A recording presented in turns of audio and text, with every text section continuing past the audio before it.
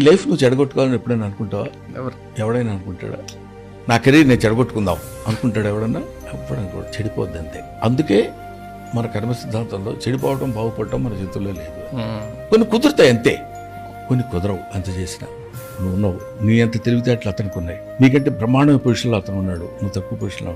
నీకు తెలుసు వాడు క్యాలిబర్ ఏంటో, అయినా వాడి ఇంత ఆ పొజిషన్లో ఉన్నాడు అనుకున్నప్పుడు కర్మ సిద్ధాంతం అనేది లేకపోతే నువ్వు వాడిని చంపేస్తావు. రైట్. వాడేంటి ఆఫ్టర్ ఆల్, వాడెంత, వాడి బతుకెంత, వాడంత పొజిషన్. ధార్మిక సిద్ధాంతాలు ఏం చెప్పాడంటే వాడేదో పూర్వజన్మలో చేసుకున్నాడు, వాడికి అలాంటి కలిసి వచ్చింది.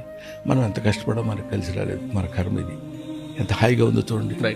మనల్ని మనం సులేస్గా హాయిగా ఉంచుకోవడానికి ఉపయోగపడే సాధనం వాడి కర్మ ఎలా ఉంది, మన కర్మ ఎలా ఉంది, మనకు ఏముంది అనేది. బట్ అదొక అందమైనటువంటి gesture to the Indian people.